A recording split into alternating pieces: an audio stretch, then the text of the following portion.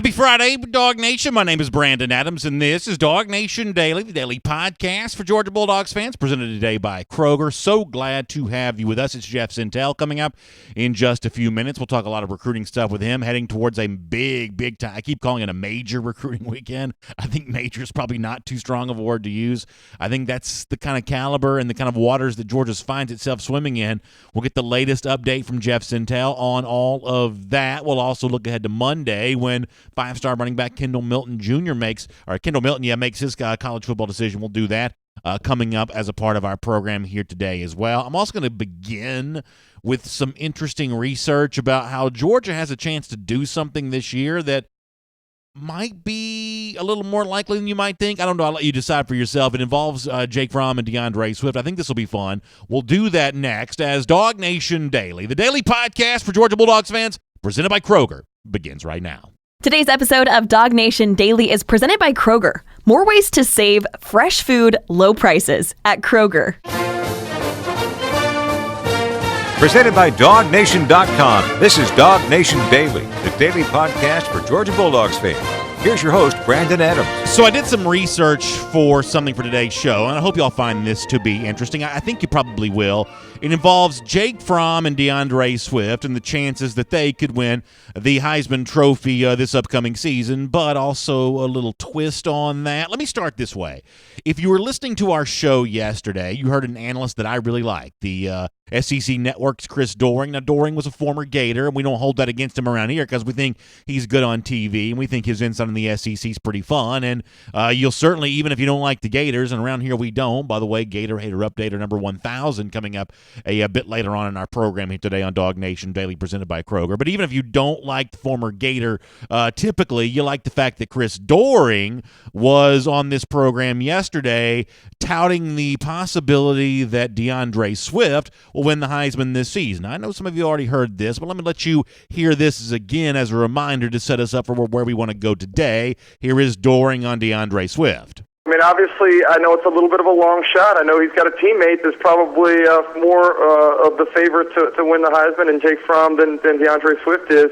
But there's something about this guy, and I know he played a lot of the first half of the year injured last year, and that hurt his numbers and his value to the team early in the season. But as he got healthier as the season wore on, you got to see a little bit more of exactly who he was. Because remember, in the season before, we're talking about a guy that was the third running back that came in most situations on third down. The reason that I have him as my Heisman, the guy that I'm cheering for to win the Heisman this year, that I think has a legitimate shot, is because he's a dual-purpose back. I mean, I know that backfield is crowded there in Athens, but this is a guy that can be your number one back. We saw his versatility in the receiving game, what he's able to do in terms of not only catching the ball out of the backfield, but lining up in the slot, moving around, and creating matchups that are advantageous in one-on-one receiving situations. So I think this is a guy, if he's healthy, he's got the ability to pick up the tough yards for you, but more importantly, he's got that breakaway speed that you need to put up big numbers and have some of those highlights that are going to garner some Heisman attention. So Doering says that Deandre Swiss might pick to win the Heisman because he's going to be fully healthy this year, because he's the extra dimension of also being able to catch the football. And Doering, at the end of that clip, I think says something really interesting, that what Swift is going to be able to provide that's really going to potentially catapult his Heisman campaign are those highlights. And I think in this day and age, a highlight's probably worth more than a stat. You know, it used to be when people got their information from college football by waking up reading the box scores on Sunday morning. That's how you determine who the best players are. But we live in kind of a video age now where it's those Twitter highlight videos that get shared, or the people who still watch on those late night shows on ESPN. It's really that kind of thing that ends up being the catalyst for your Heisman campaign more than anything else. So because of the fact that, and Doering also pointed this out, because of the fact that Swift's going to share some carries with Zamir White, he's going to share some carries probably with Brian Herring, I believe. James Cook factors in this discussion a bit as well. That might artificially depress Swift's numbers just a bit because he is sharing carries in a way that Jonathan Taylor certainly will not be at Wisconsin, and possibly even Travis Etienne not at Clemson.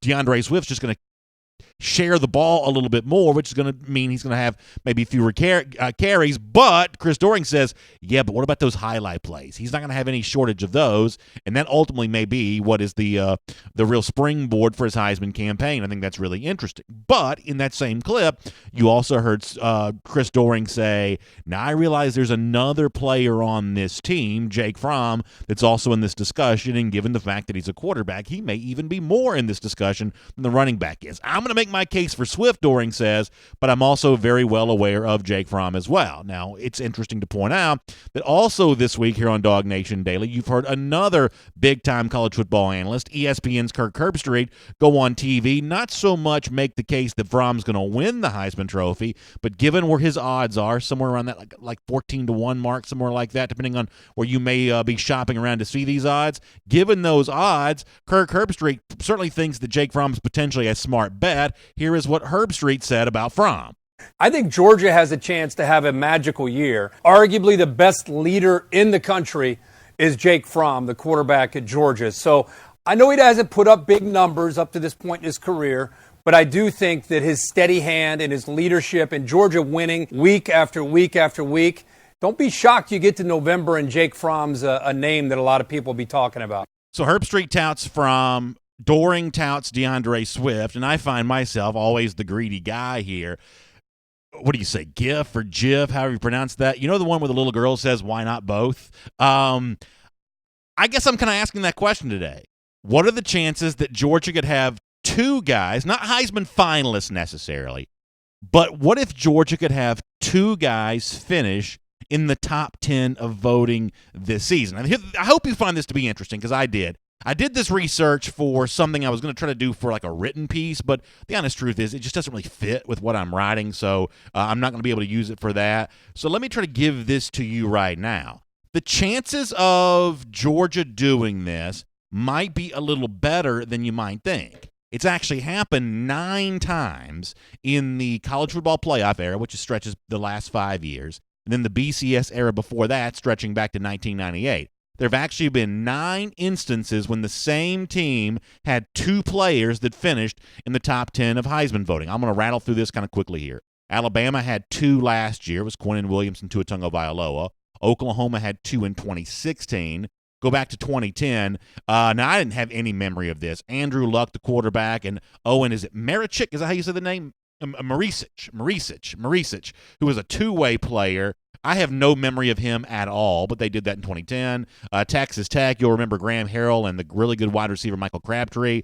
They did that in 2008. And then some pretty memorable groups here. Bush and Leinart in 2005. They were first and third in the voting, which is actually amazing if you think about it. In 2004, there were 2 instances. There was Adrian Peterson, Jason White from Oklahoma, and then J.J. Arrington, a running back, and Aaron Rodgers, the quarterback from Cal. You had Leinart and Mike Williams, the quarterback wide receiver combo in 2003 for USC. You had Willis McGahee and Ken Dorsey in 2002 for Miami. And it was Ken Dorsey the year before that, along with the offensive lineman Brian McKinney in 2001. That was an offensive lineman. So actually, based on that number, now it might seem more likely than you might think. 9 instances going back to the start of the BCS era in 1998, or actually stretching back to 2001, which was the first time in the BCS era that occurred. 9 instances of that having happened. Not a ton, though, of examples of quarterbacks and running backs doing this together. Only one example of that would have been Bush and Leinart, who finished first and third, as I said, in 2005. But here's the really weird thing about this, and I will admit something. Ultimately, the reason why I decided not to include these stats in the written piece that I'm working on right now as part of our Own the East series presented by Georgia's own credit union for DawgNation.com. After doing all this research, you know how you kind of start with like a hypothesis? You know, you assume something's going to be true, and then you measure it to see if it actually is true. So I started with the hypothesis of, wow, if Georgia could have 2 Heisman contenders this season, that'd be a rock-solid guarantee this team is going to win the national championship. But you know what's really weird? Actually, of all those instances I just gave you, 9 times since 2001, where you've had 2 players from the same team finish in the top 10 of Heisman voting, only 2 of those 9 won the national championship. Now, a lot of teams came close. 2002 Miami, for instance, 2005 USC. They came close. Alabama lost in the championship game. So if you're talking about being a playoff team or a playoff caliber team, having two Heisman Trophy contenders is certainly really valuable. But in terms of actually guaranteeing a national championship, I was actually kind of disappointed to find out that having two guys that close to the award hasn't done more to actually guarantee you win a national championship. So what do you do with all this? I'm actually not really sure. I just think it's more interesting than important. I do think there's a chance, though, that both Deandre Swiss and Jake Fromm, based on the conversation that's already been generated during the offseason, could be a hot topic for this award as we head towards November and December when the votes are finally tabulated. And we shall see if it does occur for both Fromm and Swift, if it works out a little better for Georgia towards a national championship than it has for some of the teams that have been in this position in the past. My name is Brandon Adams, and this is DawgNation Daily, the daily podcast for Georgia Bulldogs fans. We're presented by Kroger, and glad to have you with us. No matter how you get to us, as I like to say, live on video, 10 a.m., DawgNation Facebook, YouTube, Twitter, we're on the radio at noon, and Athens Sports Radio 960 The Ref, and we're available as a podcast wherever you find them, including the world-famous DawgNation.com. Now, let me also, as I said before, give a huge thanks to Kroger for making this all possible. And did you know that right now Kroger's got a baby event going on? You can buy $40 and then save $10 instantly on participating mix and match items, including diapers, wipes, formula, and more.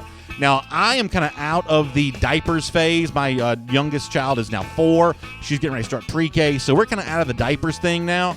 But when it comes to this kind of stuff, diapers, wipes, and formula, y'all, that's expensive. So if you get a chance to save $10 instantly when you buy 40, this is Kroger doing a huge service to the folks in its who are its customers here, and I'm really grateful for that. And if you're buying that baby stuff, you know good and well how nice it is to be able to save. So check out your local Atlanta Kroger for a whole lot more on that. While I've got your attention, let me also talk to you about DawgNation Days of Summer. We are now less than a week away. Thursday, August 1st, Brasstown Valley Resort and Spa. I also got yelled at this morning because I've been pitching those extra VIP deals. If you're not staying with us, I said, hey, we got a little bit of space left. Hit us up with our email, and we may make some room for you. Well, apparently we've been inundated on that, and now I've been told under no certain terms the VIP reception at 5 p.m. is completely tight as a drum, totally sold out. So I tried to get some more in for today's show, and I got the Heisman straight to my face, stiff arm, about doing any more of those. We are completely sold out of the VIP, but the good news, though, is you can still book a room and be with us there that night, or you can, if you're in the North Georgia area, you just drive over and see us for the big event that night that starts at 6 p.m. The following morning, 10 a.m., DawgNation Daily Live as well from Brasstown Valley Resort and Spa. It's a great chance to be with us. I'd love to see you as a part of DawgNation Days of Summer next Thursday, stretching over into Friday. We're going to be playing some golf there as well on the beautiful golf course. That's going to be a ton of fun. Speaking of golf, you also may have heard me earlier this week. I did a little bit of a golf giveaway. Let me announce the winner of this. Really excited to be able to say this because in connection to what we're doing at Brasstown Valley Resort and Spa on Thursday and Friday, we roll right into the weekend where there's an incredible golf tournament that's going to be going on there as a part of that. Can I show the winner here and congratulate? It's the Swing for the Kids golf tournament. It's August 2nd and 3rd at Brasstown Valley Resort and Spa. It's hosted by Christ Starfish Foundation, an incredible organization doing some great work. And we gave away a foursome for this tournament earlier this week. So congratulations to Kip Matabai for being our big winner on that. Kip, congratulations to you. Now, if you'd like to be in this tournament at this beautiful course, spend the weekend there at Brasstown Valley Resort and Spa, that's never a bad thing. Can I see those 2 email addresses one more time to give a little bit of a shout out there? You can get in touch with this tournament one of 2 ways. Either reach out to hcarter@coralhospitality.com. For those of you listening, that's CORAL, hcarter@coralhospitality.com, or it may just be simple to go to dawgnationhelp@gmail.com to find out more information about the Swing for the Kids golf tournament taking place August 2nd and 3rd at Brasstown Valley Resort and Spa. This is a celebrity golf tournament, so they're former NBA guys, a lot of former professional athletes, some of the people that you've grown up watching on TV. They're a part of this. It's going to be a really fun event. I can't wait for all of you who are going to be a part of that to enjoy that and let us know how much fun you've had. It's going to be just great to be at Brasstown Valley Resort and Spa next weekend. All right, here on DawgNation Daily, presented by Kroger, before we talk live to a Jeff Sintel here, let's get a little bit of a preview of our conversation with him as we go around the doghouse, which is presented today by our friends at Merriweather and Tharp. And by now, you know what the topic at hand is when it comes to UGA recruiting. It is two things, really. It's Kendall Milton on Monday, but our immediate attention may be very well on the upcoming list of visitors for Georgia this weekend. And, y'all, I've been following this stuff as a fan closely for a long time, and I reckon, I don't know, I've seen too many recruiting weekends at Georgia where, based on the hard work of a guy like Jeff Sentell, this many A-list names have been confirmed to be in attendance. Now, Jeff has written about this at DawgNation.com and on the forum at forum.dawgnation.com. I'll invite you to follow along with him there. But let me just rattle off a few of these names who've already been confirmed. Jordan Burch, amazing. Darnell Washington, another 5-star. Broderick Jones, the UGA commit. Interesting that he's coming because of the fact we don't see him out in public a whole lot. Recent commit Marcus Roseme. Jalen Kimber, the defensive back who made a big name for himself at the opening. Carson Beck's going to be on hand to kind of work on some of these uncommitted players who are going to be in the building. You got Nazir Stackhouse, the UGA commit, Corey Wren, a UGA commit. Then you get to some of these other big names like Zachary Evans, who I think may be the headliner here just because of the fact that recruitment's so contested right now. We'll obviously talk a whole lot more about that with Jeff in a moment. Then you get back to more UGA commits like Mikhail Sherman and Tate Ratledge and Jalen Carter. The Cedric Van Pran visit is one that we've paid a lot of attention to for obvious reasons. That's a big chance to impress. Arian Smith, the wide receiver, recently named Georgia as a finalist. Some people wonder if he could be on commit watch, worth paying attention to. Then you get to the Justin Robinson, a UGA commit, and Brady Ward, the offensive lineman who's kind of popped on the scene as of late. It is just a major, major recruiting weekend. It's going to be fun to talk to Jeff Sentell about that. Oh, wow. Are you kidding me off the top here? Yeah, that's exactly how exciting I thought that was, coming back to a Wednesday before the Hedges presented by Kroger. Good job by Connor Riley for playing that, and I'm sure many of you have the same kind of reaction. But before we get to Jeff Sentell on all that, let me remind you that Around the Doghouse is presented by our friends at Merriweather and Tharp. And I know you know the divorce process can be scary and confusing. You've got a lot of questions about not just your future, but your family's future as well. Can things be made right again? You shouldn't have to go through this alone, and Merriweather and Tharp wants to make sure you don't have to. They've been through this kind of thing thousands of times. They also offer a ton of free resources to kind of get you started in that process, whether it be online blog posts or podcasts, a number of things like that. They're also able to offer you a free initial consultation as well to kind of get that conversation started. So my advice to you would be to check them out right now if you find yourself in this position. Certainly my heart goes out to you if you are in this tough spot, but let me do what I think is a solid for you by getting you in touch with someone who's going to be an advocate for you and stand right there by your side. My friends at Merriweather and Tharp, find them online at theatlantadivorceteam.com. That's theatlantadivorceteam.com. All right, great to have you with us here. DawgNation Daily presented by Kroger here today. For more on everything going down this weekend, let's talk to our buddy Jeff Sentell. From Athens and across the SEC or wherever the recruiting trail may lead, here's a DawgNation.com insider. Yes, indeed. As you heard from Connor Riley a moment ago, the last time that Jeff and I were together, he did elicit quite the response from me.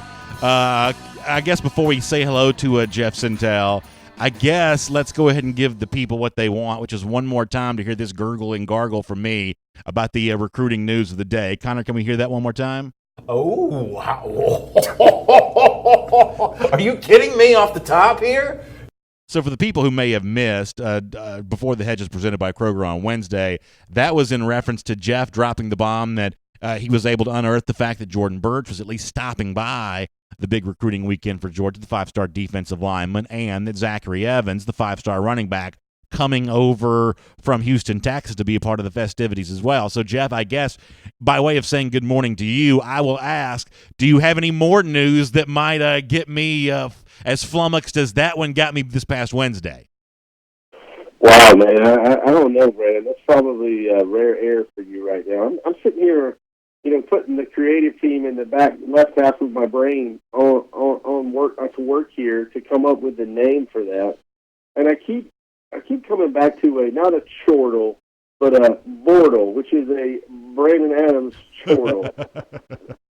that's.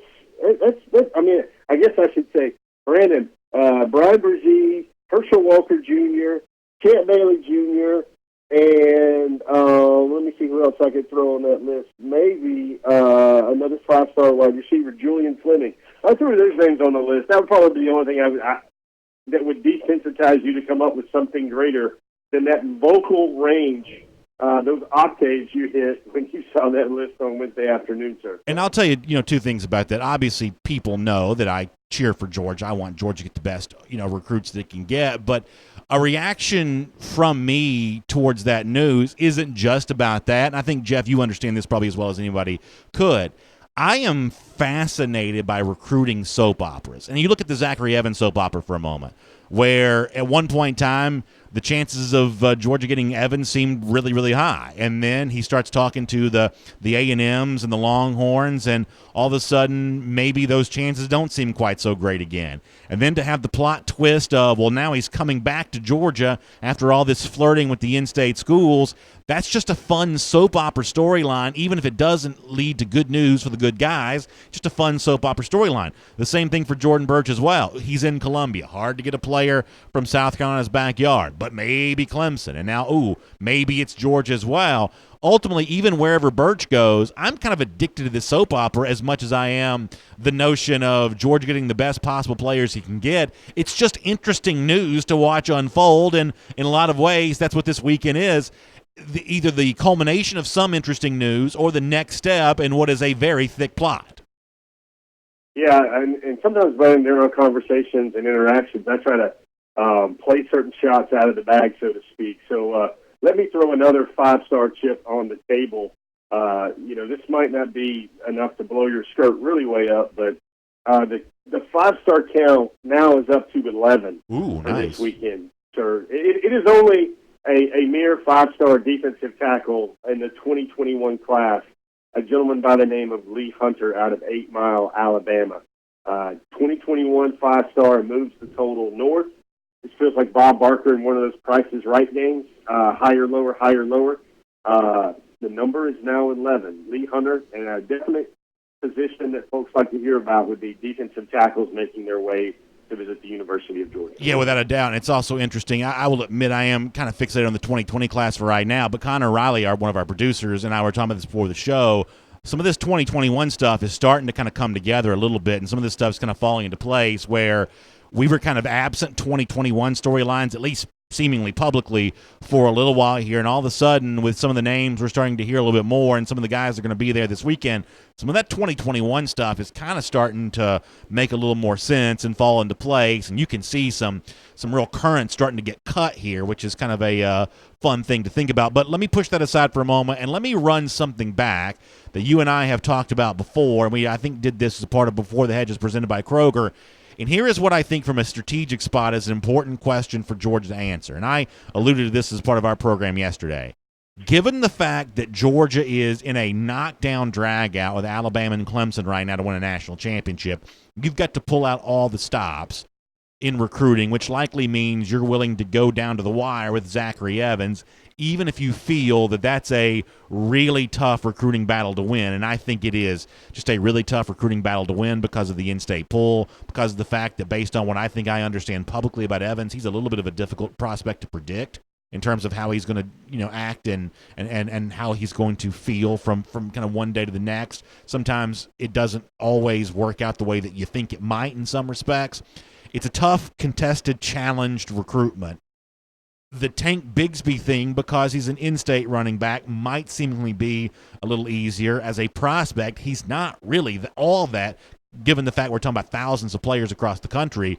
Bigsby isn't rated all that lower necessarily than Zachary Evans, but based on what Georgia's apparently planning on doing this weekend, it's in it for Evans first to see what he's going to do, and then maybe circling back to Bigsby after that. Is that the right strategy for Georgia, Jeff, from your perspective? Yeah, Brendan, what drifts through my mind as you're outlining all that is, it's something we all learned from one of the greatest stories of our time, Brandon, and I'm talking about the 10 Cup Classic with Kevin Costner and Don Johnson. And walk with me down the road here for a little bit, because when you need to win the tournament, so to speak, and by no means am I calling Tank Bigsby a layup player. By no means. I think he is going to be a future All-SEC back. But when you're trying to win the tournament and you need a birdie on a hole, you go for the green. And the quite seamless parallel I can say is you're trying to beat Clemson, you're trying to beat Alabama, you're trying to beat LSU down the road, trying to beat Ohio State. And to do that, you need to bring in players that you feel are the All-American players. And the guy that, we outlined this on the forum, there's differences between some of these backs. And Zach Evans is 200 pounds, he's 5'11", and yet he runs the short shuttle drill in 3.83 seconds. And Tank Bigsby, for all of his greatness, he runs the short shuttle drill in 4.3 seconds. So I'll harken upon another movie, Al Pacino. The inches we need are all around us. Well, those inches are going to be important in a big game. And the ground that an Evans could potentially cover to get away from a Bama linebacker or an Ohio State linebacker could be what turns a 15-yard gain into a 50-yard gain. And I just feel, and this is the one thing I don't think people, they're a little gun-shy. And this staff, if it's shown us anything, they can pull a Clay West. They can pull a George Pickens. They can pull a Jamari Sauer. They can pull a Cade Mays. They can do Jacoby. I mean, they can do whatever they want right now nationally across the country. And I'm just going to ask you this simple thing, Brandon. Why does everyone worry about high-stakes poker with Zachary Evans and the late flip, early commitment, late flip, maybe John Emery Jr. Part 2.0? But then when it thinks about Marshawn Lloyd and Tank Bigsby, why do folks not have a certain measure of confidence that should flips start happening, that Georgia can't go back and get one of those young men as well? Well, I mean, I think you alluded to it, and I'm not saying this is the reason. I'm not saying this is the correct logic. I'm just saying this is the logic the UGA fans are using, is that the attempt to try that last year just failed. Georgia was on the hook with John Emery Jr. He changed his mind. At the last minute, Georgia thought it had a good shot at Trey Sanders. That didn't work out. I don't really know what the relationship with Georgia and Noah Cain was really like, but he kind of got away too. That's not to disrespect Kenny McIntosh, who I think is a really good-looking, interesting running back prospect, but there were also other running backs beyond McIntosh that Georgia was in the conversation with, and it just didn't succeed at doing that a year ago. Now, I'm not telling you that ought to dominate the thoughts of Georgia fans, and I'm more likely to agree with you that Georgia swims in deep enough waters that it can navigate this situation. But the reason why there is some trepidation, I believe, on the part of some fans is because that strategy you just described failed a year ago. Well, and here's how I view it. Everybody can, look at the green and read the putt any way they want to here. But for me, Joe McGee at running back in Georgia has been almost a pristine, mint condition reputation. John Emery Jr. was the player that they had in the fold, and then they lost him due to extreme interest and home state pulls, family pulls with John Emery and LSU. I do feel if Elijah Holyfield wouldn't have been waffling late about pro or college, stay or go, if there'd been a more clear line in the sand where Elijah was telling the staff so the staff could tell Trey Sanders and Noah Cain that, yeah, I'm going to go to the NFL. I think one of those two names might have ended up in a different recruiting class than the ones that they're going to have a great football career in right now. I think, Brandon, ultimately, you've got to look at your room and you've got to sit there and think, what is 2020 going to be like? Do we feel confident that what Zamir White's going to do? Do we feel confident in what James Cook can bring to the table? Does the staff feel confident in what Kenny McIntosh can be at Georgia in his second season? Do they feel confident that one or two of those four names are going to eventually be Bulldogs in the 2020 class? If so, then you go for the players that you feel are the best players in the country. And at running back, Georgia can definitely do this. I mean, I think this adds confidence to the play here for the Red and Black's position in my mind, that they're going after a running back, and they can sell DeAndre Swift likely gone. Brian Harrion is going to be gone. And then they can sell that offensive line and the reputation at the running back position at the University of Georgia. Very deep water, sir. I mean, you're gonna need some Baywatch lifeguards to figure this stuff out if it doesn't go right. But the beauty of this is if it goes Georgia's way, dream scenario. I think, let's all be clear. I think the dream scenario probably would be Zachary Evans and Kendall Milton. The worst case scenario might be you only get one of those guys. 2021 looks a lot better. And everything in between those two poles I just described is great. Is great for the running back room at the University of Georgia. So I promise I don't want to talk about this subject the entire time, and I'm also going to try not to keep you for half an hour, which I've kind of done seemingly the last 2 or 3 times you've been on the show with us. So let me just kind of give you my final thought on all of this. I think everything you say there makes a ton of sense. And I will tell you, speaking from the perspective of a fan, I'd pop champagne corks if Zachary Evans and Kendall Milton were the tandem for Georgia. I'm going to operate on the assumption of Milton for a moment, although obviously Monday will bring its own drama, which we will discuss here in a moment. But let me just, for the sake of conversation, include Milton as one of these running backs. I'm going to Milton Evans would get me popping champagne corks. Bigsby and Milton would get me popping champagne corks. I'm sort of okay with the strategy of going after Evans first because of the way in which you just described him a moment ago. I think that makes all the sense in the world. However, here is the flip side of that, Jeff. If I think about also from the perspective of a fan, what would be more painful for me to endure? One day, Zachary Evans scoring a touchdown against Georgia in an SEC championship game playing for Texas A&M, or Tank Bigsby scoring a touchdown against Georgia playing for Auburn. I got to tell you something. The far more painful scenario would be the thought of Bigsby going somewhere else and one day doing harm to UGA. That's probably not the right way to think about this, but that is certainly the least pleasant of those two scenarios. Evans playing somewhere else and being a thorn to Georgia compared to Bigsby playing somewhere else and being a thorn to Georgia. There'd be a lot of UGA fans that would not like that at all. Well, I can sense that, and I can see that, but it's quite all right if Tank Bigsby scores a touchdown against Georgia in a big SEC game if that's the first touchdown of the game and it's 35-7 in the fourth quarter, right? That'll be okay, right?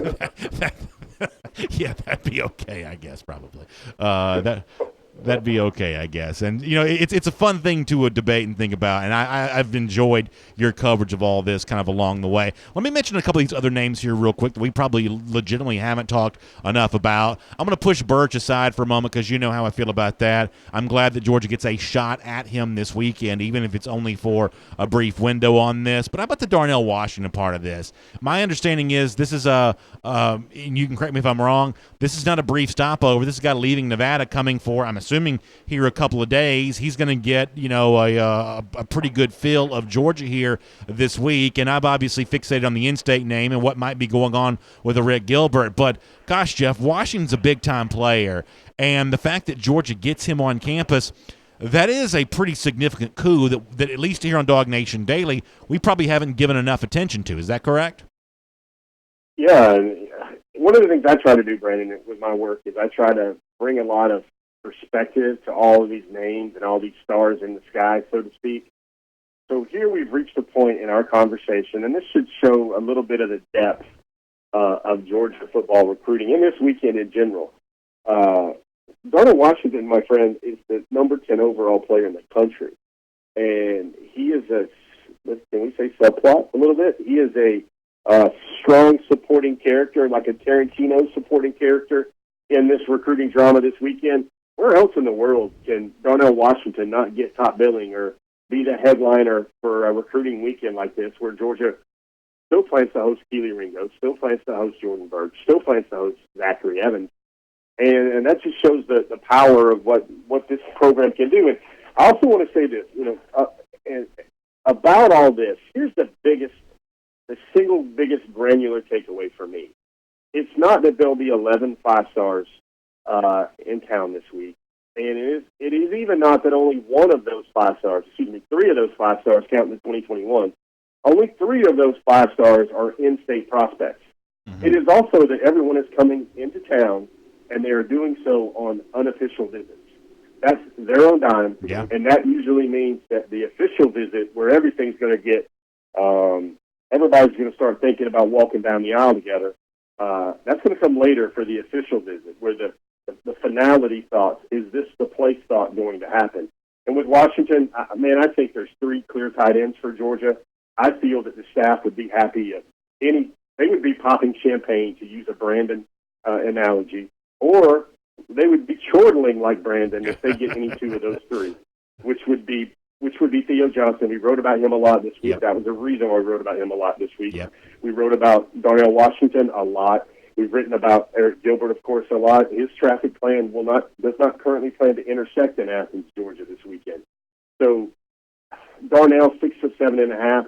My favorite highlight of him, besides the fact that he punts for his high school team as well, besides the fact that he goes up and gets balls, or one time he caught a pass, brought it down, and it took 5 guys to bring him down, even though that the safeties were behind him, the linebackers were in front of him.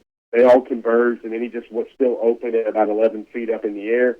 He makes a play on the defensive line. He's playing a 3-tech at 6'7", 255, and he forces a fumble, picks up the ball, starts running with it, and then everybody jumps on his back like grandma and a grandfather piano and a huge, grandfather clock. And then he just pitches the ball to a teammate, a one-handed pitch, and then the guy rumbles all the way in there for a touchdown. It's impressive. He's a guy that he chortles. When you see him coming off the bus, he chortles. So I think I've used that one enough today, but he's the guy, number 1 athlete in the country, and he is taking another measured trip to Georgia, which sets up his official visit, which is currently planned for the Notre Dame game. You mentioned Ringo a moment ago, Keely Ringo, the 5-star cornerback. Jeff, here's what's on my mind about him. MJ Sherman's going to be in Athens this weekend. Carson Beck's going to be in Athens. Tate Ratledge is going to be in Athens. A lot of those guys are pretty persuasive, and seemingly they've all created a pretty good relationship in terms of the kind of family vibe for this 2020 class. I think a lot of Georgia fans have confidence in Ringo, but also know that they're going to be forced to play the waiting game because Ringo seems content to have kind of a traditional recruitment where there are official visits and there are announced finalists, which has kind of already taken place, and then TV ceremony for the ultimate decision at one of these all-star games. And I apologize for not knowing if he's an Under Armour guy or a San Antonio guy, but one way or another, Ringo wants to do this the way that he's seen guys do this in years past. Is there a chance, though, that barbecue just tastes a little too good this week and the laughs are coming a little too free and Ringo decides, maybe let's stop playing games with this thing? Is there a scenario by which that might happen, or is he just too comfortable with the timeline he's established to get too crazy with the emotions this week? I think it's the latter, and he's at the prospect stage where he's deserved to do everything in his own walk, in his own way. Much like Cedric Von Prawn. These guys have, when they're 9th and 10th graders and they're dreaming about what they want to go, and they've watched other guys on TV, and they point into that TV and they say, that's going to be me one day. And somehow that's the impetus for them to reach where they're at now in their careers. Doesn't matter how good the barbecue is, Brandon. I mean, is there ever going to be any barbecue good enough for you to say go Gators or something like that? Yeah. Even if it's just kind of like they're wired the way they want this to go down. And with Mr. Ringo, I think with all due respect, we've got to just inform folks of what has happened so far in his recruiting. He was at Georgia in early January for a junior day. That went smashingly well. Had family in town. He came back to Georgia at least the next time for G-Day. That one went very well as well. Everybody saw the pictures of all the constellation of 5-star recruits and elite prospects hanging together on the sidelines. He came back to Georgia for the scavenger hunt. Everybody knows about Sunshine and the Python and those pictures there. And then he comes back to Georgia. We can go anywhere else in the country, including nearby Texas, and Austin is a wonderful place that has tremendous charred animal flesh as well this weekend. He's back at Georgia again, and those are at least 4 visits within 7 months to the University of Georgia. And I think that puts Georgia right where it needs to be with this recruitment whenever he decides he wants to make this decision public to the world. Yeah, I think that's well said. All right, 2 very quick things here on DawgNation Daily presented by Kroger. I want to finish with Milton, a preview of Monday for him. But before I close the book completely on this weekend, is there anything else that you want us to know, feel like maybe we haven't talked enough about? Before you came on, I showed the audience your list of visitors, and we kind of rattled through those names. And, yeah, for those watching on video, you see that again. This is at least just the 2020 names we've kind of focused on here, but I'll even open this up for 2021 if you'd like to. Any kind of short bullet point narrative that you want to kind of get out there before dog fans kind of digest some of this? Anything we need to know that we haven't talked about? Let me see how coy and cryptic I can be. I think, first of all, that the 2021, let me just go through some easy things there. You see the 2 in-state products right there, and Marius Mims, and you see Micah Morris. Yeah. So Georgia doesn't have a 2021 yet. This is in Kirby Smart's era at Georgia, this is the closest to the next year's recruiting cycle that Georgia has gone by far. I think it's about 7 or 8 months by now without having a 2021 recruit. Now, I think that's done so with a reason. I think Kirby Smart, like he said in the Hoover at SEC Media Day, really wants to take things slower on the recruiting trail, especially with evaluations, early evaluations. So I think 2021 is a big storyline. Does Georgia get it 2021? Does Georgia maybe put really good traction and get one of those strong chokeholds on the core of its 2021 class with a guy like Mims, with a guy like Morris, but also James Williams? Now, there's going to be a time when you guys want to read something really cool about James Williams on DawgNation.com. He's a 6'5", 218-pound safety, the number 7 overall prospect in the country for 2021, and Georgia is right in that thing too there with James Williams. Now, he wants to take his race a little bit longer, especially after he's decommitted from Miami and wants to take a good long look at everything. But the staff really likes him, and he really likes Georgia.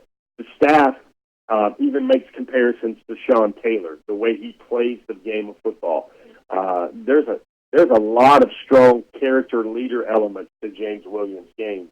But one other thing on 2021, Tory Foreman. Now, he is intrigued by the thought of playing with Nolan Smith, somehow all the way out in California. Doesn't know a lot about Georgia yet. That needs to change this weekend. But he does know, and this is how recruiting continues to sell itself. When the nation's number 1 overall player chooses Georgia, and Nolan plays the same position that a Tory Foreman does, way out in California, that draws eyes, and he takes notice of that. May not know a lot about Georgia, but he knows the number 1 player in the country whose film he really likes, and he recognizes that guy has true ability. He chose Georgia for a reason, and that makes a guy like Tory Foreman want to choose Georgia for a reason.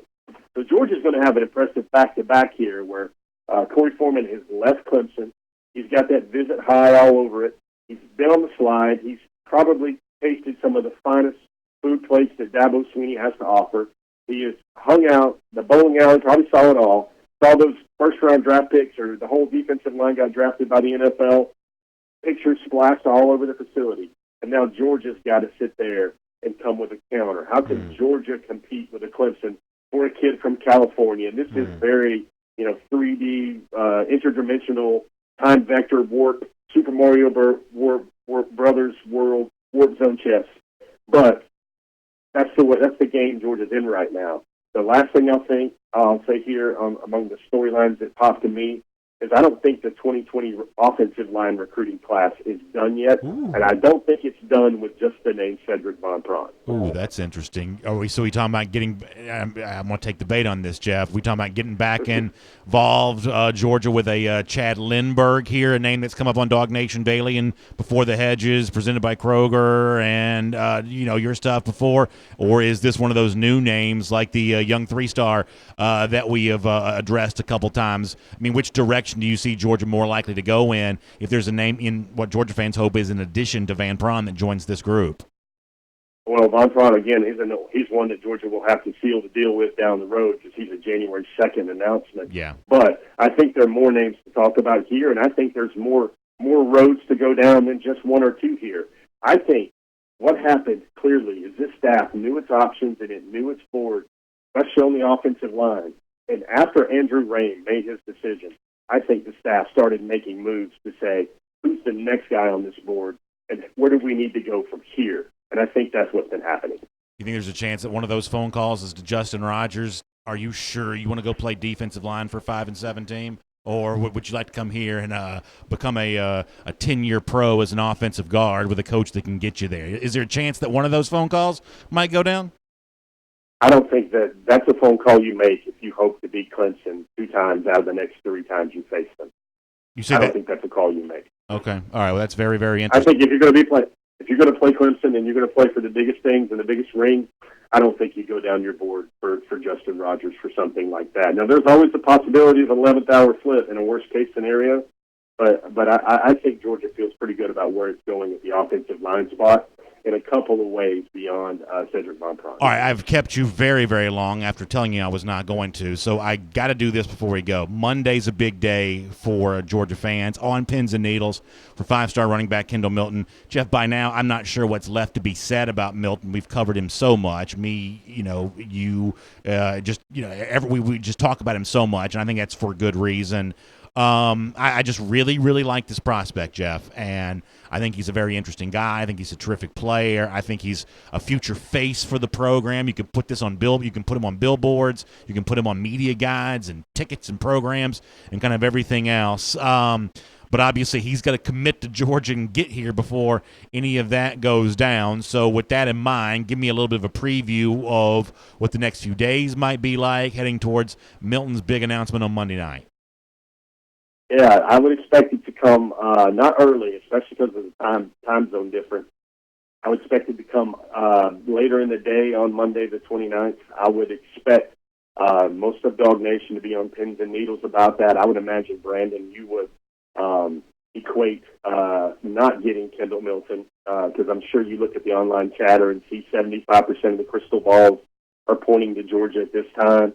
I'm sure you would look at that, and maybe the opposite of the chortle would happen if somehow Alabama or LSU pulls Kendall Milton really late here on Monday. Yeah, it's one of those names that Georgia has to get, in my opinion, in order to sign the best possible 2020 class it can. The running back needs, I think we talked about them up and down early in our segment here, but I think Kendall Milton is somebody that Georgia fans are clearly waiting with bated breath on to see if he does, in fact, choose the Bulldogs. Boy, it's going to be fun, Jeff. Can't wait for it to all go down and can't wait to talk to you about all this back here on DawgNation Daily, presented by Kroger again next week. Thanks for spending so much time with us on a Friday. It's fun to kick this kind of stuff around with you. Certainly appreciate that. And we'll look forward to reading you. Forum at forum.dawgnation.com, on the site at dawgnation.com, and, of course, I'm going to see if I can drag you back here on this show again sometime pretty soon. We'll talk some more about all this stuff as well. All right, guys. Hey, I got one simple, maybe public service announcement on behalf of Team Centel here. All right. I would like to wish my bride, Erin Centel, a most happy anniversary today. That's 16 years for us. How about that? Without going too crazy on this one, because I do tend to rabble on things that are important, I'll just say that this lady, a lot of times she gives me that look. She sometimes has said, what I do is like a doctor. I'm always working. She always comes up into my home office and says, are you still writing? And she's always shown this grace, poise, class every time, as much as that might be hard to believe when she wants to go Meryl Streep with smoke coming out of her ears. But I would just like to say that I'm a thankful husband, a lucky man, and it's great and wonderful to have her in my life. Boy, that's amazing, Jeff. Congratulations. 16 years of marriage. What a happy marriage it has been. I can attest to that, seeing it myself. Beautiful family. So congratulations to you. Hope you all enjoy your weekend celebrating that. Thanks for letting us know about that, sharing it with us here on DawgNation Daily, presented by Kroger. And we will let you go to enjoy that time and look forward to speaking to you soon. Got to keep the main thing, sir. Have a great weekend. Thank you, Jeff. Let's take a look around the rest of the league. This is SEC Through. 30 minutes on the nose. 3-0 exactly. We hung up with Jeff on that. It's been that kind of run here, though, lately. It's been a lot of recruiting talk out there, and you got to cover it all. And there's certainly, some of this doesn't come just nice and clean and neat. You got to debate some of it. I think it's really, really interesting. One more point on Zachary Evans, who Jeff was talking about. Here's the one thing that I have to admit that I would say. As I said before, I'm kind of okay with either of these scenarios as long as it's one of these scenarios. I'm okay with Georgia going down the road with Evans and ultimately winning that commitment. That'd be a huge win. At that point in time, I guess I'd probably have to shake Tank Bixby's hand and wish him well where he does go. I'd also be okay if Evans decides he wants to stay in the Lone Star State and Georgia is able to pair a guy like Tank Bixby with Kendall Milton, assuming that obviously Georgia gets the Milton commitment on Monday. We've heard Milton rave about Tank Bixby. I'm okay with that being kind of a Jordan Pippen type combination here for these, this UGA program. I'm sort of okay with either one of those scenarios. I'd obviously be devastated. I think fans should be as well if the pursuit of one disqualified you eventually from the other. But I'm going to assume that Kirby Smart, Dale McGee, and this Georgia coaching staff knows what they're doing. The one thing I will say, though, and this is just my feeling and you may feel differently, let's say that something wild happened this weekend and Evans, much the same scenario I described a moment ago with Keely Ringo, let's just say that the vibe is so strong for him this week that he actually pulls a trigger on a commitment to Georgia. I'm not quite sure how I even feel about that. First of all, that's partially because I think that Kendall Milton has earned the right to be the first running back to commit to Georgia from this 2020 class, if that's indeed what he wants to do. And secondly, I'm not sure, just given the fact that he's going to go back to Houston, he's going to hear a bunch of stuff from those in-state programs, maybe especially Jimbo Fisher, who I'm guessing is going to stay really, really strong on this. I'm not even so sure how great I'd feel about the future of this contested recruitment, even if Evans were to commit this weekend. But it's going to be a fun thing to watch, and I really am fascinated. Can't wait to see about where it all goes. Obviously, we'll talk about that here on DawgNation Daily, presented by Kroger. By the way, let me also tell you about this as well. As the month of July kind of gets ready to come to an end, don't forget it's Christmas in July there at Callaway Resort and Gardens. That means it's time to save big on the South's most magical holiday tradition. You probably heard a lot about Fantasy and Lights. Maybe you've even been before and enjoyed that. Well, here's what you need to know. Right now is your time to get those tickets for the upcoming Fantasy and Lights at the discount of the year, the biggest discount of the year. But you got to go now and take advantage of that because just like Christmas, it's going to be gone here pretty soon. So go to CallawayGardens.com to get yours today. The website, once again, CallawayGardens.com to get yours today. Let me do this for the SEC through here for a moment. Been really interested in seeing some of the things that have been written about online lately about some of the quarterbacks that Georgia's going to be facing this season. Guaranteed to face in some respects, could be facing in other respects. First of all, Sports Illustrated had an interesting piece recently about dark horse contenders for the Heisman Trophy, and one of the names that came up was Texas A&M's Kellen Mond. And one of the things that gets mentioned in this piece from Sports Illustrated, and I forget who the writer of it was, I apologize, but it was at SI.com, is that Mond at SEC Media Days said he was the best quarterback in the SEC. And some of you had kind of shared that with me. Sometimes that kind of stuff as a headline doesn't read all that well. But honestly, if you ask a guy, hey, do you think you're the best? What's he supposed to say? No, I think Jake Fromm is better than me. That's not typically what people are going to say. But Mond's clearly got some confidence, had a pretty good year a year ago. And the other thing I think really matters here in terms of developing and working with quarterbacks, the SEC coach that I think is proven to have done that is Jimbo Fisher. A lot of people will say, well, no, it's Dan Mullen. Dan Mullen developed Dak Prescott. When you look at the overall resume of guys that Mullen has developed compared to the number of first-round picks that Jimbo Fisher has produced. Now, a lot of these guys, when they get to the NFL, they haven't always done great. But that's not Fisher's problem, I don't think. But in terms of putting guys in the NFL, as an offensive coordinator at LSU, as a coach in waiting at Florida State, as a head coach at Florida State, Jimbo Fisher's done a really good job there. And in terms of Kellen Mond being a dark horse candidate for the Heisman Trophy, I would probably say that's probably not going to happen. If I had to guess, I'd say that's not going to happen. But come November, does the Georgia defense have a pretty stiff challenge in defending against Mond there that day, having had almost another full year by that point in time to work in Jimbo's offense and get acclimated to what he wants him to do? Yeah, I think that's a pretty tough challenge for the Georgia defense. I mean, there's a lot of off-season chatter right now about this kind of being the quote, and I'm going to use air quotes here, year of the quarterback in the SEC. For a long time, this was thought of as a defensive league, and sometimes maybe that caused the quarterback play to suffer. But there are a lot of at least proven good quarterbacks in this league. In some cases, guys kind of on the rise in this league potentially. There's a lot of quarterback talent in the league right now, and it's for the Georgia defense this season. It at least poses an additional problem in terms of how you're going to deal with all that. Another example of this is Jarrett Garantano, the Tennessee quarterback. Now, one of our producers, Connor Riley, likes to rib me from time to time because I've somewhat touted Garantano during this offseason. I do think he's better, for instance, than Felipe Franks, a guy that, for whatever reason, seems to get more national attention. I think Garantano's the superior player. I might even take Garantano over Bentley, the South Carolina quarterback, as well. I might even do that. Well, David Hale, ESPN writer, recently kind of compared Garantano's numbers a year ago to Justin Herbert, the Oregon quarterback, who has been talked about as a first-round pick and kind of came back this year and gets a lot of accolades. One of the reasons why Oregon's one of those dark horse playoff contenders potentially is because of Herbert. David Hale recently had an interesting comparison looking at Garantano a year ago in comparison to Herbert, especially given the fact that Tennessee just did not have a very good running game a season ago, which sometimes makes it a little bit more difficult to evaluate Garantano.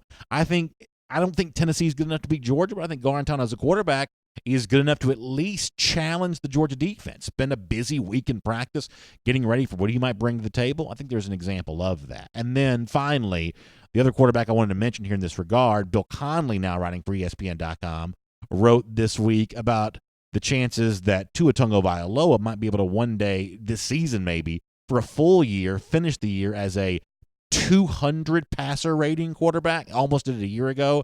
I won't even pretend to know how passer rating is tabulated. That's kind of a mathematical thing that's kind of over my head.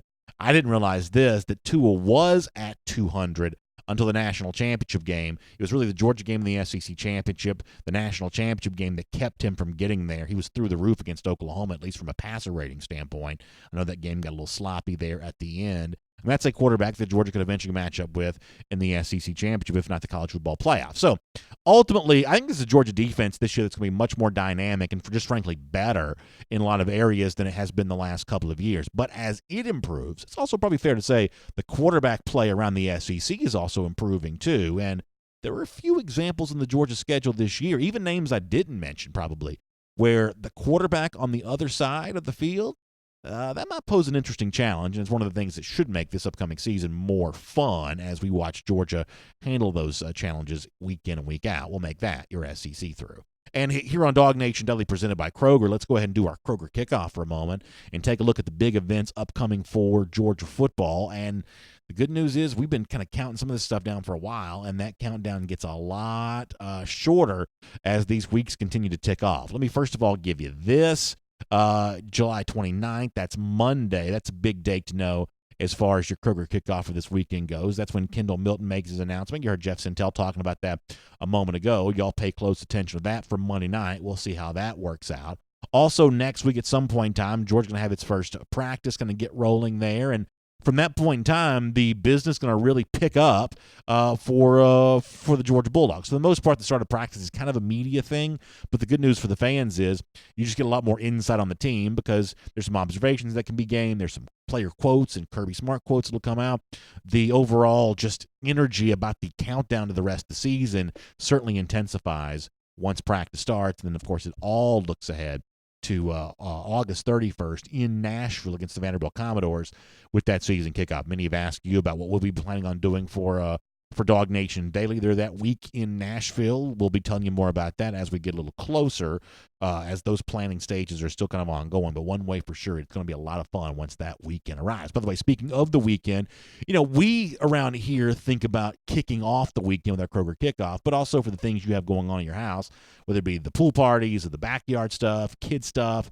All of that you can get at your local Kroger, and I hope you will check that out, including right now, great back-to-school deals at Kroger. They've got everything you need, school supplies, items to pack for lunches, and everything in between. You can start saving today with school right around the Kroger at your local Kroger. I know my family's already been taking advantage of some of the great deals they've had going on there. You just fill up those shopping carts with all that school supply stuff and lunch stuff. It's all there for you at your local Kroger, and I hope you will take advantage of that as well.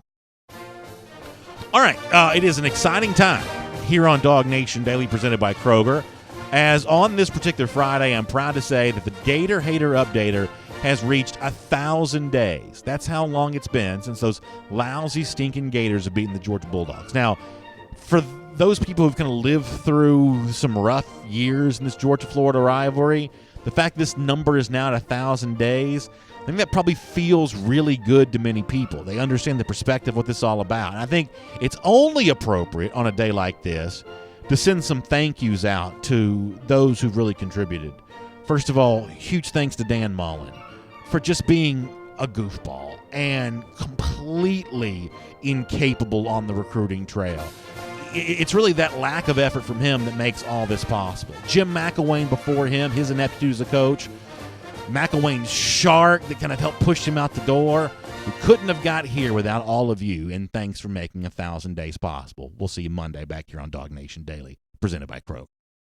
and on video. Huge thanks to all of you for being with us as well. Time now to roll into our R.S. Andrews cool down. I will tell you that, it's already 11:15. We're going to have to get off the air here pretty soon. We got a lot of stuff going on around DawgNation World Headquarters today, but a lot of it's going to be fun for you to come. So we'll take some comments. We'll kind of deal with this, and then we shall sort of set you free and dismiss you to go enjoy your weekend. So let me get going on the Facebook stuff here first. We'll do YouTube after that, and we'll find out where you want to go today as a part of our discussion in our program, and I can't wait to hear about that. Certainly, as always. Sean Thomas says, BA, would you be disappointed if Milton does commit to Georgia? But, this is an interesting question. But we get Evans and Bigsby. All right, so here's what I'm going to tell you about this. I don't know that the average fan should be disappointed about that, because the two running backs you mentioned, Evans and Bigsby, would be an incredible haul. I'm not telling you that objectively everyone should be disappointed about that. What I will tell you is personally, I would be disappointed about that. A lot of times sports are about preferences that you can't really identify. Why you like one uniform compared to another, or why you like, in some cases, this player compared to that player. Some of that stuff is not really easy to identify. I won't pretend to be able to tell you why I prefer Milton really over any player in this class, because the honest truth is I would never pretend to sit here and say, here's what a scout I am. I'm going to tell you right now based on 3-cone drill and blah, blah, blah, blah, blah. That's just not what I do. I'm skeptical of anybody, frankly, who does that for the individual player evaluation stuff. I just get a vibe about Milton that I really like. So should the average fan be disappointed if the running back haul was eventually Evans and Bigsby? No, you probably should not. Just objectively speaking, that'd be a very good haul. Me personally, I've got my eggs in the Kendall Milton basket. I think that's a great question. Jimmy Barnes says McElwain's favorite song. I'm not going to touch that. That's certainly pretty funny. Miriam Martin Corbin says, I love to hate Gators, and she's got the Gator hater stuff going on there. That's good to see. Matt Rugavine also reminds us of something very important, that it's now been 1,000 days as well since we lost an SEC East game. How about them apples, he says about the Georgia Bulldogs. That is certainly very true, and I just think that one of the things that Georgia fans ought to make sure they do is appreciate what Georgia has done. And putting a stranglehold like that on the SEC East is not nothing. It is an accomplishment that makes the other accomplishments easier. And as you head towards 2019, where Georgia hopes to do all that again, I think that's an important thing to keep in mind. Well said, Matt. Steve Schiavini says, thanks to Willie Martinez for needlessly complicated third down calls. You could also say the same thing about the current Florida defense coordinator, Todd Grantham, on that, maybe doing some of that kind of stuff too. Good to see Steve back in the comments section. I feel like we haven't seen him in a couple days. James Crump says, I would be disappointed if we do not get Milton and Evans. LOL. So he's all in on the two big backs, the two big names, even at the expense of Tank Bigsby, which is a fair opinion.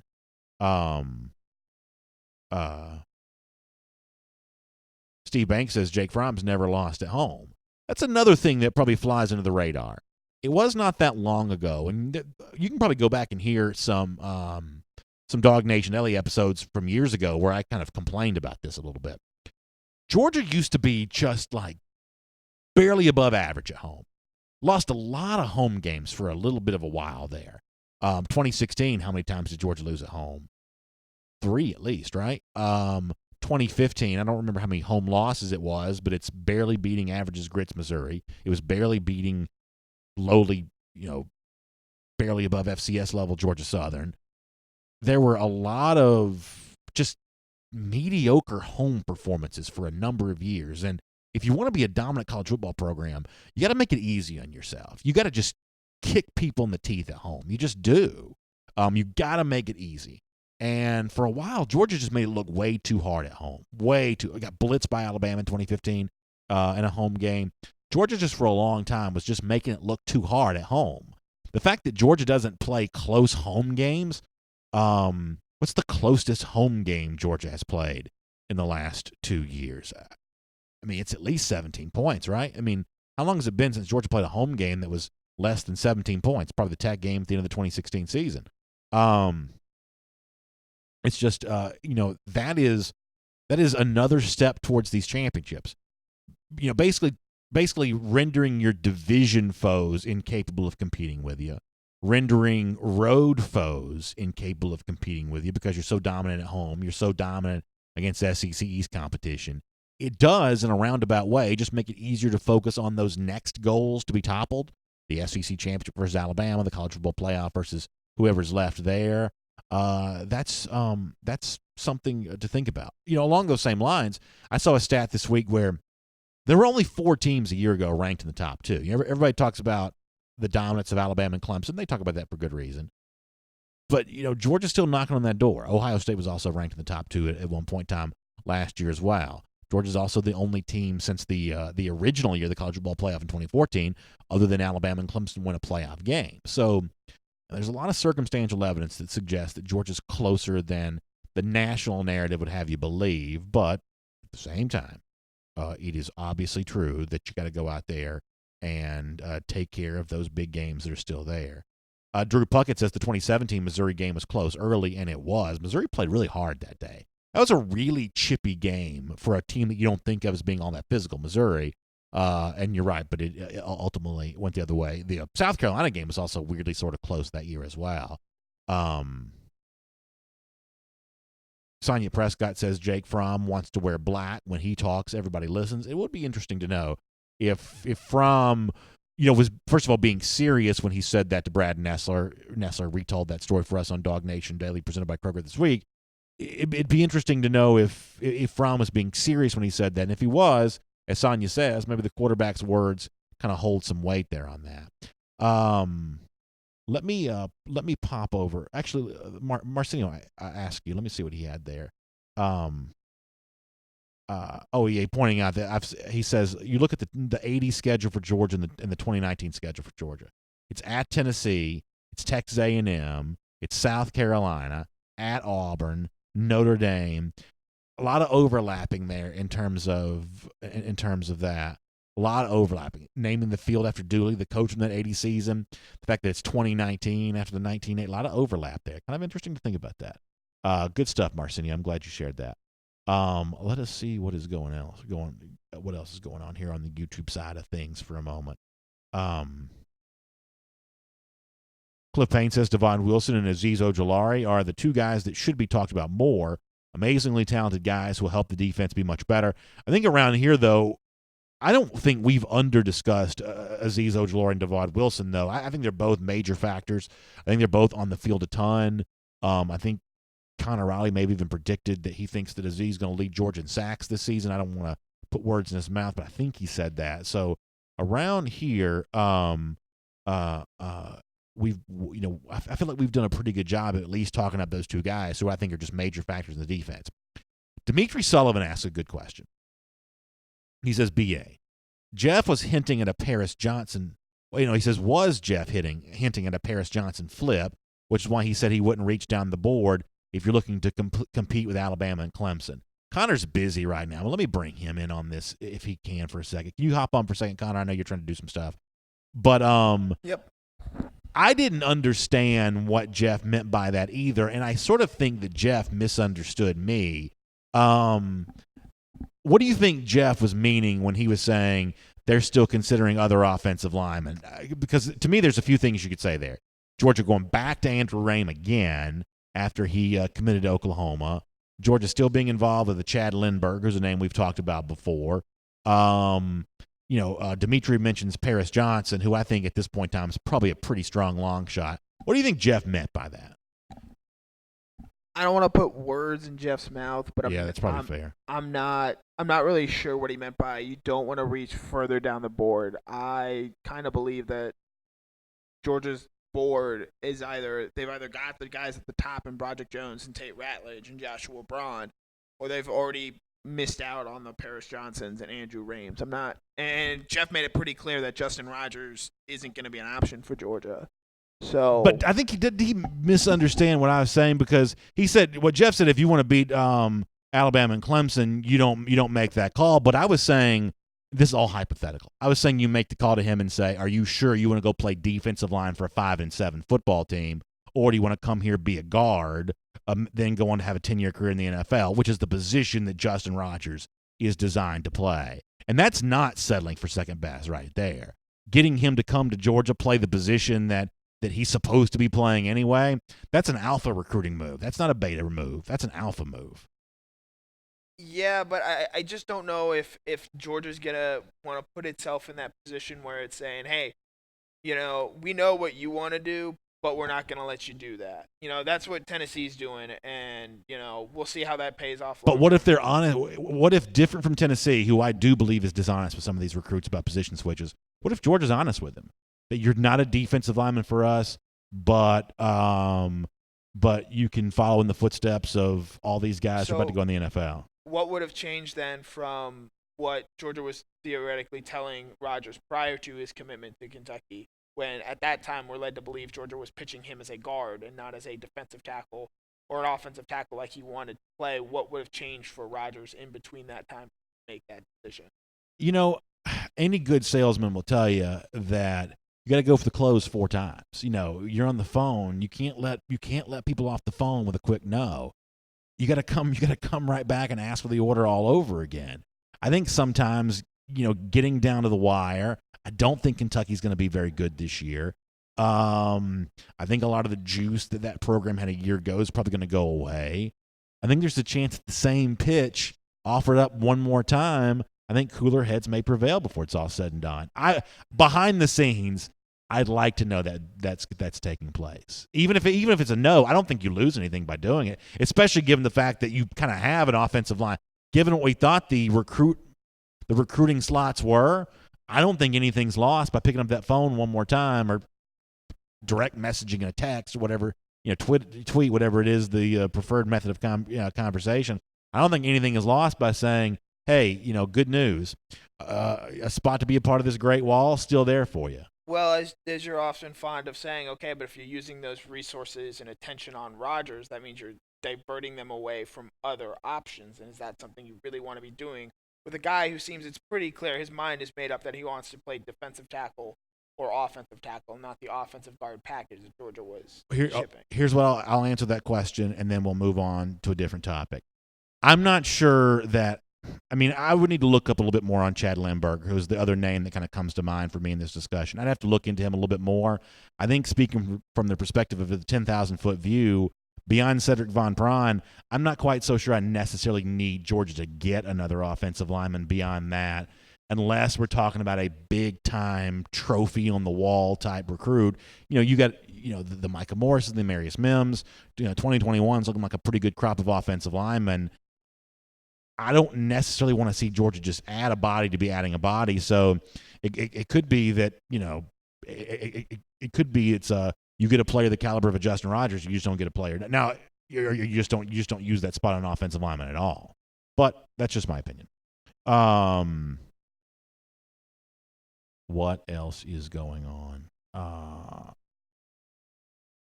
Let me go back over to a Cliff Bain on the subject of kind of, what's going to be going on in terms of some of these projections for Georgia this season. He says it doesn't matter what's going to happen at wide receiver if the defense doesn't take the next step. And I think that phrase, the next step for the defense for Georgia, is probably a pretty good one, because no one can deny that Georgia has been good defensively under Kirby Smart. And yet I do think this group has, for the most part, fallen short of being great. Even in 2017, when Georgia went to the college football playoff, this was not, statistically speaking, a dominant, great defense. It was pretty good. And if you care about the old school stats, in terms of limiting points, they were very good. Last year, in terms of limiting big plays, very good. But in terms of maybe a better way of looking at the kind of, I'm going to use a fancy word, more of a holistic look at the defense, maybe not great yet under Kirby Smart, but just given the prodigious level of talent on this year's roster, given what I think is going to be a really interesting young mind coaching this defense, and Dan Lanning getting a big assist from Glenn Schumann, I think greatness is a possibility for that group. Hard to imagine Georgia winning the national championship if it isn't a little bit better than it has been, though. Enrique Murillo says, if one team gave us an unexpected heart attack, which team would that be? Once again, the name that has come up on this show a few times is Missouri. I think Missouri has been probably talked about in that category so much now that it's over-discussed. For instance, when Sports Illustrated wrote this week about the non-Alabama SEC teams that can make the college football playoff, Missouri was included in that discussion. That's overhyping Missouri, a team that I think is good, not great, but that is going to come up a lot. Buddy Lee Z says, "BA, do you believe Coley is the answer to our goal line woes?" I think he certainly can be. And I think the issue for Georgia there is it has just been too conservative in goal line situations. Just really, really, conservative there. And obviously, I think that being a little bit more creative with the kind of goal line plays you call, because you don't have that safety worrying about over his head anymore. You got to be a little bit more creative about what you do, because he's thinking about what's in front of his field of vision. And I think that Coley can certainly make a difference there. Can be a difference maker there in that regard. SBJD says, back into the defense looks good. Got to get pressure on the quarterback. Floyd and Bellamy got home a lot. We struggled as a team last year, obviously. Yeah, DeAndre Walker, kind of a one-man gang type situation, was a pretty good pass rusher. Georgia needs a little bit more of a team-oriented pass rush this year for sure, I think. Memphis Dog says any loss to an Eastern Division opponent would be a big unexpected loss. Yeah, Memphis, I would put that in kind of the disaster category. If Georgia loses to an SEC East opponent this year, I think that's a huge, huge disappointment. Huge disappointment. Chime Dog says, that's what I'm curious about. Were we just too predictable on the goal line? Will Coley change that up? I think it's one of those football questions that comes up about a previous season, an upcoming season, where the answer is really simple. Yes, Georgia was just way too predictable at the goal line a year ago, because Georgia's problems weren't red zone related. Georgia was actually better from the 20 and in than it was from the short goal line situations, where seemingly you had just tried to overpower opponents. But it's harder to overpower someone near the goal line because they're able to use extra defensive bodies. They don't have quite as much field to defend anymore. And I think it's just as simple and cut and dry as that. Georgia tried to keep it too simple at the goal line a year ago, and you just can't do it. You can't do it. Bill Walsh has written some good stuff about that. Go back and look at some of the books he's written about, kind of what your ratio to runs and passes should be down near the goal line. Obviously a smart guy. He, innovative football mind. He's talked a lot about that. Chime Dog says, I'm also curious whether Coley will run some OL screens. That's something that was been missing that can make the defense think twice about bringing a lot of pressure, meaning getting those running backs out there in that screenplay situation. And maybe there will be more of this. The one thing that seemingly everybody expects, you heard Chris Doering say this, Herschel Walker has said this, is that those Georgia running backs are supposed to be a big part of the passing game. There was even the piece the other day with Zamir White's high school coach at DawgNation saying that. Phil Rogers also goes back to reference the goal line stand from Florida a year ago. I think they may have printed some T-shirts in celebration of that. It was otherwise a 19-point win for Georgia, but as much as I like to mock Florida for caring about that, it was obviously not a great look for Georgia. And to think that continued into the next week against Kentucky, that's the moment where Kirby Smart had the nose. Oh, Kirby Smart with Kentucky. Where he has the headset on and he's screaming. That was not a great look. Not a great look. Mark Drury says, I think they need to figure out why the best offensive line in football can't get down on the one and impose its will on defenses. But Mark, as we said before, while Georgia has maybe the biggest, best offensive line in football, in a goal line situation like that, if the defense is able to bring extra bodies in there, it's just still really hard to do that. I mean, big offensive line doesn't help you as much right there. Big offensive line is going to be great for you inside, from 20 to 20, it's going to be great for you. But down near the goal line, when they can start packing that with extra bodies, I mean, I don't care how big and strong one Georgia offensive lineman is, two defenders battling him, that's still going to be the advantage for the team that has the two bodies. Randy Hall, going back to a name we mentioned before, he thinks that Chad Lindbergh is on commit watch, so we'll see about that. We will see about that. Jimmy Barnes says, imagine making fun of a team when it's been 1,000 days since you beat them. Yeah, Jimmy, that's a really well-said point of view when it comes to the Florida situation there. How about this? David Joseph says, in Waterford, Ireland, holding the college football trophy right now. Can't wait until we bring it back to Athens. First of all, really cool to have you checking in from Ireland, watching a lot of the British Open last week. Beautiful, beautiful countryside. I hope you're enjoying all of that. And really cool to think you're holding that Waterford trophy. That's that's really pretty neat stuff. I'm really glad to have you check in and share that with us today. Thank you so much. Michael Lifton says, "Quit making excuses. If Alabama can do it, Georgia must be able to do it as well." I'm not sure what you're referencing. And Michael, pop your comment back in there. What were we making excuses about? I want to hear more about that. Randy Hall says, "BA, what about a jumbo package near the goal line? Alabama and Clemson did this recently." Maybe so, but I'm going to guess if you looked at Alabama stats from a year ago that they mostly they probably didn't score as many touchdowns from a jumbo goal line package as you might think. First of all, because just given how explosive they were, I'm not even sure how many goal line situations Alabama had a year ago, just given how prolific they were from the 40 and in. But maybe so. Jake Kennedy says, "Move Nate McBride to fullback, for God's sakes." Obviously, a lot of people like the idea of a fullback, maybe McBride doing that in particular. I think McBride, if you're going to play him in a different position, I think he actually probably projects as maybe a slightly different position more so than that. Because McBride's actually one of his facets is he's kind of a speedy guy. He can actually run pretty well. I do like fullbacks. I don't like them at the goal line maybe as much as some other people do, but I do like fullbacks. Bill Rogers says, "How many freshmen play this year or get redshirted for Georgia?" I don't think there's been a year under Kirby Smart where there haven't been at least 20 freshmen play, and I'm guessing that'd be another example of that this year. I don't think really Georgia's going to redshirt much of anybody unless it's an injury situation, health recovery situation. That will put Dwan Mathis in a category for that. But for the most part, they had a few redshirt guys last year, but for the most part, Georgia's not going to have more than 3 or 4 of those guys in really any given year, I don't think. Timothy Morgan says, "What do you think about the Georgia-Notre Dame game?" I think it's a big win for Georgia. I think it's a great opportunity to go out and blow out a big, highly regarded, well-known national opponent.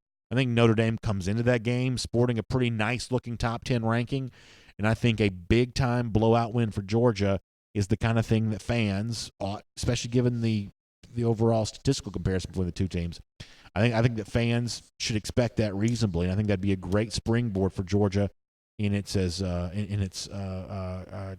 pursuits of a national championship. By the way, Steve Shavini says that trophy in Ireland there with the Irish is as close as Notre Dame's going to get to it, which is a really funny line from Steve. Appreciate that. Looks like Connor Riley's on camera here too.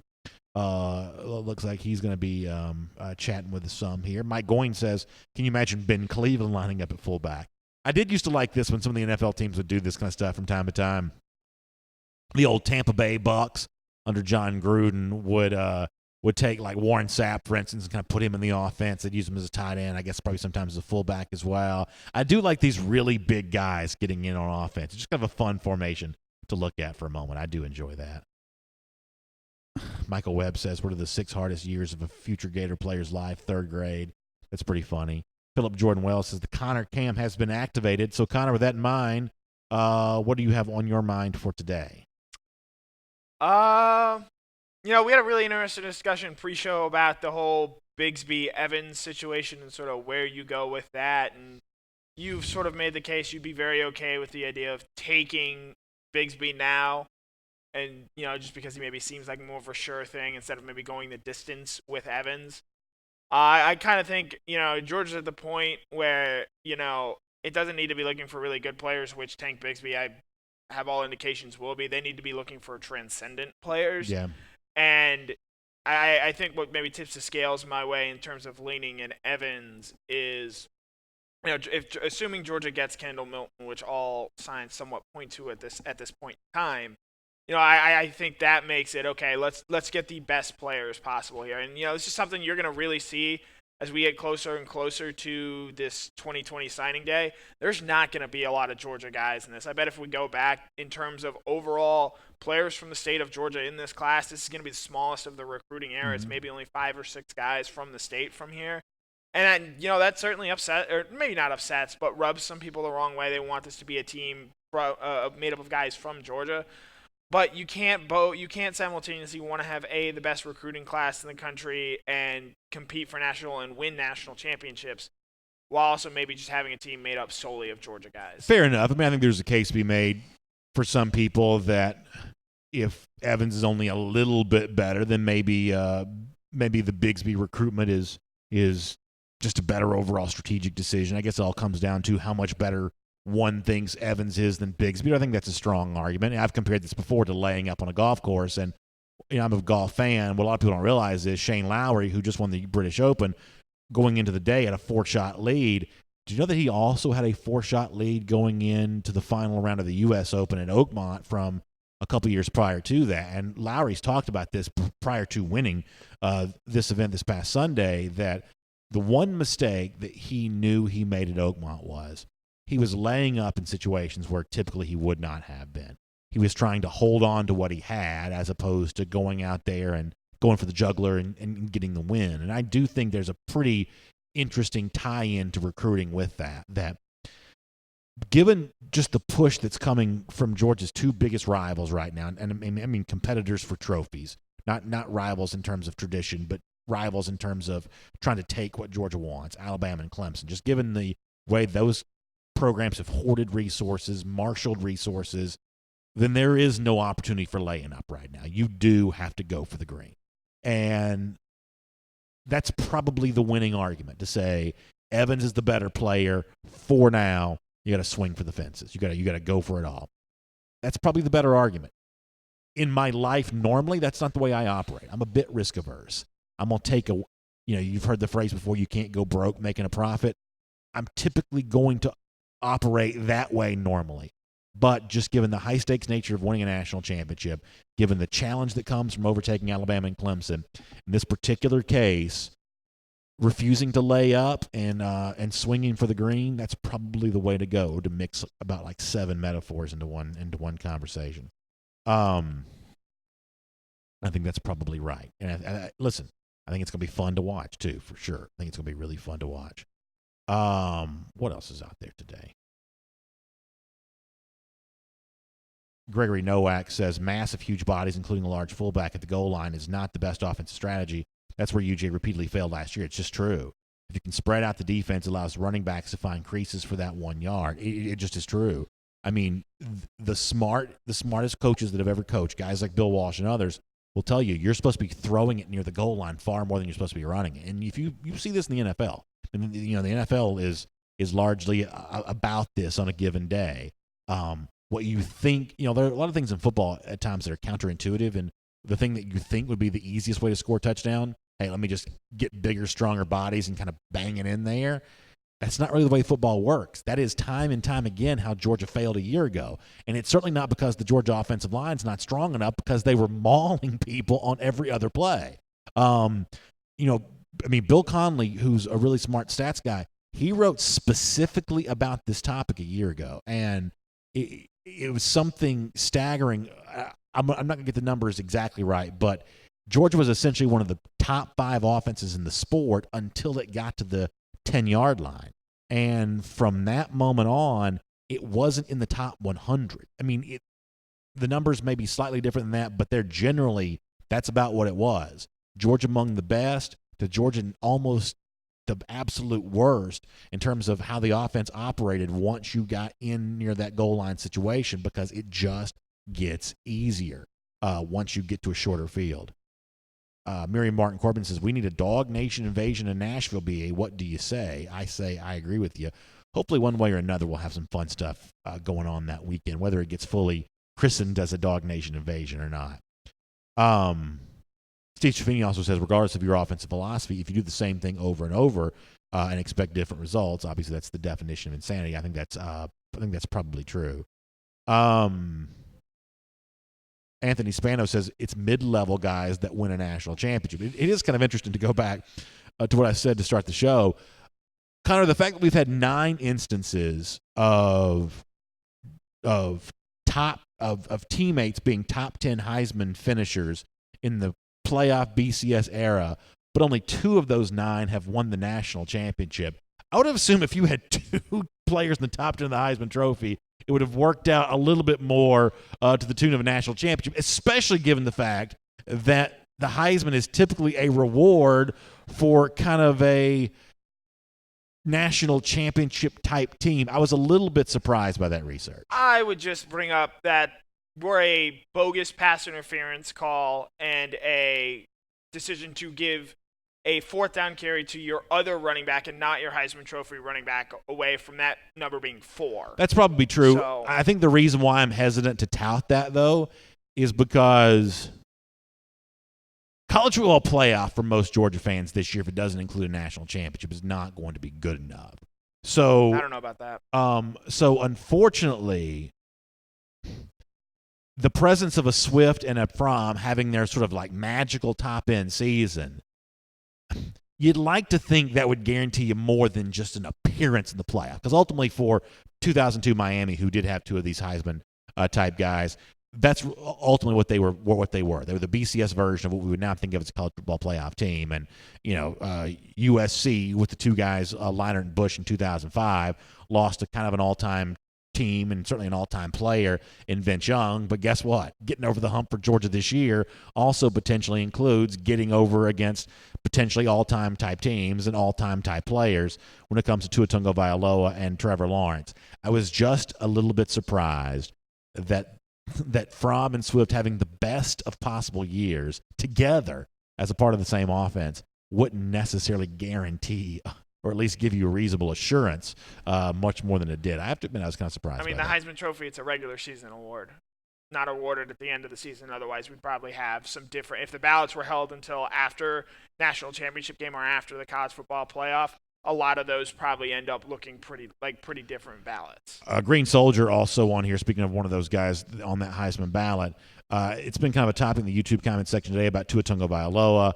And Green says that he's had two issues: pre-snap look-offs and forcing his throws.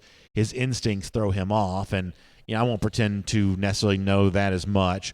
All I know is, and I do think this is one of those storylines that does carry over this upcoming year. I mentioned the passer rating for Tua during the regular show today. He was at 94 against Georgia after being essentially 200 against everybody else. He was also not fully 100% healthy that day. He came into the game less than 100%, regardless of what Saban might have said, and he got knocked out of the game during the game. But when you factor that in, when you factor, some of those other games against other top flight, competition, I do think to see how Tua does this for a full year this year, I think it's going to be really interesting. He's got more doubters than you would have expected him to have based on where we thought this conversation was in October. I will remind you of something that Chris Doering said on DawgNation Daily yesterday, that I didn't really go down this road because we were talking about a number of subjects, but he said he thought that Fromm was a better NFL prospect than Tua is. That's a guy that talks about this stuff on TV for a living, was a very good player in the SEC. We are kind of in an era in which Tua's just got a few more doubters and a few more skeptics heading into his junior season than you certainly would have thought would have existed based on where the evaluations of Tua were going back to October. I can't believe I'm going to do this, but I think we're going to defend G. Grace a little bit and defend Tua from his critics and comments. I've seen a lot of stuff saying what he does and what he doesn't do well. And no one has brought up the one like actual major doubt I have about Tua. And the reason why some might say Fromm is a better NFL draft prospect than Tua. Tua threw 43 touchdowns to 6 interceptions a year ago. Don't tell me about looking off pre-snap reads or overconfidence. Yes, he threw 4 interceptions in the Clemson and Georgia games. And that's not great, but against everybody else, and he played some legit defenses. That Mississippi State team had 3 first-round draft picks on it. That LSU team had some really talented players on it. The biggest thing with Tua is just can he stay fully healthy, or can he stay healthy enough to operate at an optimum level? At the end of last season, he couldn't. That's why that's why a lot of people have doubted Tua, because he looked bad in those Georgia and Clemson games. I think his health had a big reason to do with that. And I choose to believe that health is a skill. It's something that you can work on. It's something you can be good at. Matt Stafford, for example, was injured pretty early in his career, in his NFL career. But for about the last 6, 7, 8 years, he hasn't missed a game. He's learned to sort of manage that pain and manage how you take hits. I think Tua needs to do a better job of that. And if he can do a better job of that, then he's got as good an argument as Trevor Lawrence, Jake Fromm, as being the best quarterback in the country. Yeah, I think that it's an interesting thing, because to see somebody throw deep as often as Tua did a year ago and do that with as much accuracy he did, that's a really hard thing to pull off. I will also say, though, that part of me wonders if some of that is not made easier by the fact that Alabama is just overwhelming most of those opponents, overwhelming to the point that Tua wasn't even playing in the fourth quarter of those games. Connor mentioned the more talented defense that he saw once you get to November. he was 25 of 42 against LSU. That's less than a 60% completion percentage, 2 touchdowns, 1 pick. High completion percentage on 21 attempts versus Mississippi State, but he was a touchdown and a pick. 1 touchdown, 1 interception. That's a lot. Did not finish that game either, if I remember correctly. Yeah, but that is still a lot different than, 4 touchdowns, no picks early against the year against Texas A&M, and kind of typically what he was doing against some of those teams who at that time were probably a little bit more overmatched. That's just a little bit different against Georgia in a game where he was probably not healthy. But he was 10 of 25, a touchdown, 2 picks. Really, really good numbers, obviously, against the paper-soft Oklahoma defense. But I'm at least curious about Tua. I'm not ready to tell you that Tua is not, among the best quarterbacks in college football. I'm not ready to tell you that. I am at least curious. And I think there's a strong possibility that Jake Fromm just finishes this year as a better quarterback. That Trevor Lawrence extends what appears to be a lead right now over him as a better quarterback. I'm at least curious about what Tua does in terms of his junior season, but there's no doubt about it that before he got into November, before he started playing some of the better defenses, but also more importantly dealing with a little bit of a health situation, he was putting up numbers the likes of which we've just never really seen, or seen very rarely. 25 for 32, 324 yards, and 5 touchdowns against a really good Auburn defense a season ago. Yeah. So Kathy Aquavi Green says, you won't hear me discounting Tua's ability.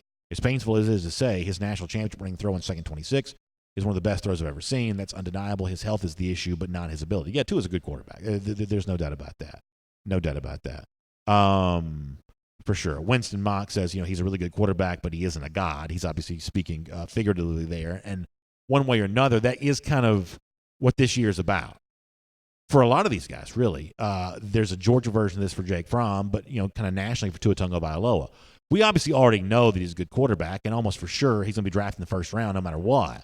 But is he an all-time great? For Jake Fromm, it's kind of the same thing.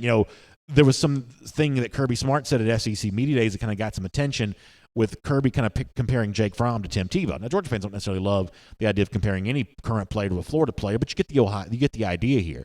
Tebow's different than just a really good SEC quarterback. He's considered to be an all-time great. He's the kind of guy that has statues made after him, for some reason. So for the Fromms and for the Tuas, especially because they're going into their junior year, that's what this year really kind of is. You could probably say the same thing about Jalen Hurts over at Oklahoma now too. Some of these guys are looking to prove they're more than just really good, looking to prove they are more than just the current version of the BMOC quarterback. They're looking to prove that, no, I'm the kind of guy that 25 years from now people are still going to be talking about. That's what's going to make 2019 a lot of fun. It's going to make it really fun. Keith Finney says, could Lawrence's performance be at a high level in the SEC? I think it definitely would. You look at those third down numbers for Clemson against Alabama a year ago. I've said this before. Clemson is aided by an easy schedule. But that doesn't mean they're not an elite team, and Lawrence at quarterback is probably the prime reason why they are an elite team.